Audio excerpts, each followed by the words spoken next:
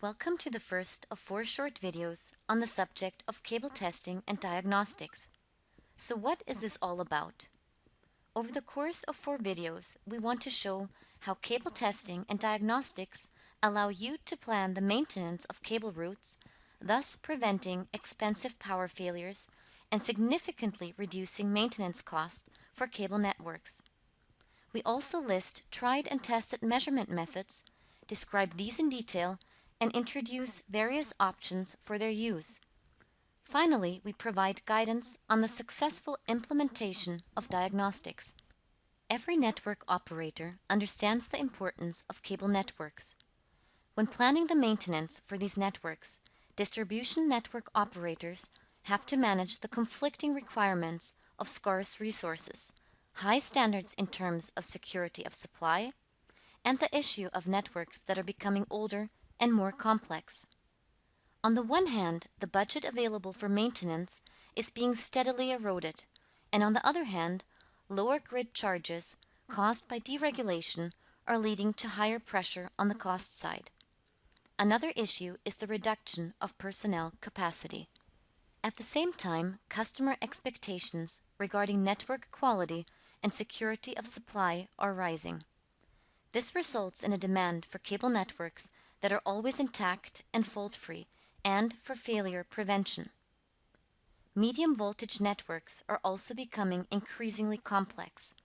This leads to cable routes that incorporate a wide range of cable types, joints, and terminations.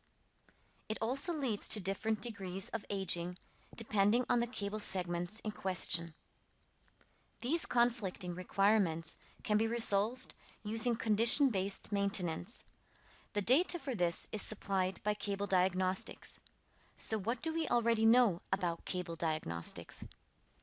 There is a myth that cable diagnostics is expensive, complex, and not worthwhile because only very few cable faults occur anyway. Let us take a closer look at these assertions.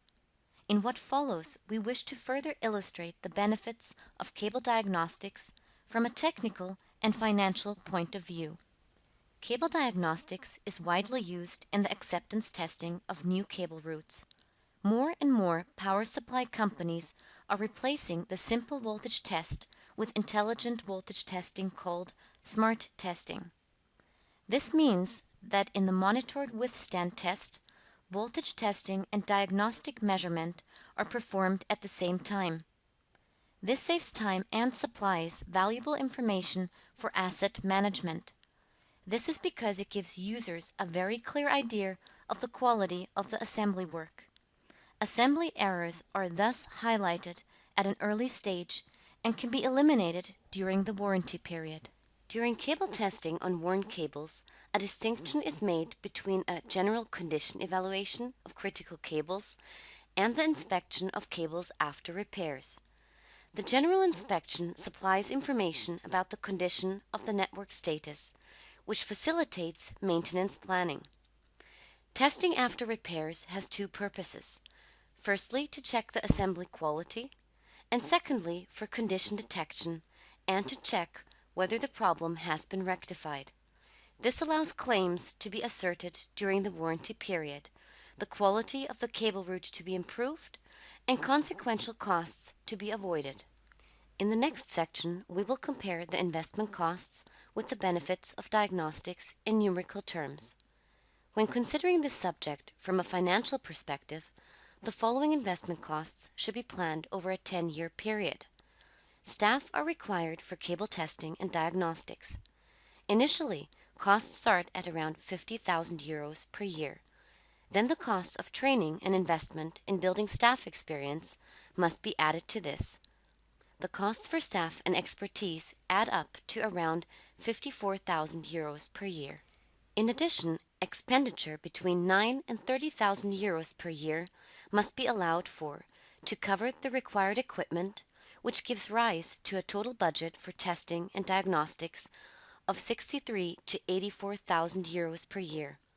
This represents costs of €250 to €840 per cable route, depending on the number of measurements conducted. This compares to the following savings that can be achieved by the use of cable testing and diagnostics. Failures after the expiry of the warranty period can be significantly reduced by the checking of assembly quality, resulting in savings of at least 2,000 to 5,000 euros per component.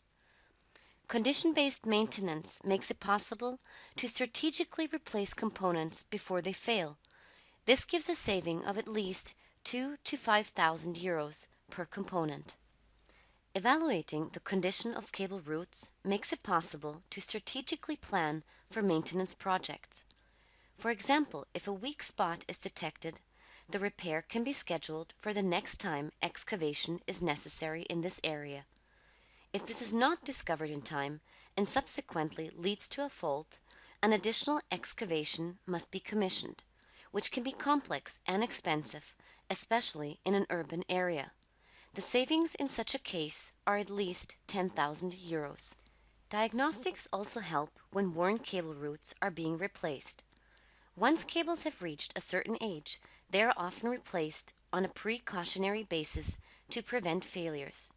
In this situation, diagnostics can be used for condition evaluation, which can extend the service life of a cable if it turns out that the cable is still in good condition. Here is an example. Let's assume the costs for the laying of a new cable route are 300,000 euros, and the normal service life of a cable is 40 years. With the aid of diagnostic measurements, it is now possible to establish that the cable is still in very good condition and can therefore remain in place within the network for another 10 years. Consequently, this measurement extends the service life of the cable route by 25%. If this is the case for several cable routes, savings of over 100,000 euros per year are possible. Furthermore, sections of the cable route can be replaced instead of replacing the entire route. This has proved its value several times.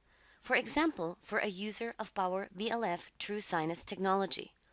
Instead of replacing the entire cable with a length of nearly 2,000 meters, it was possible to replace a section of just 618 meters, thereby saving nearly 132,000 euros.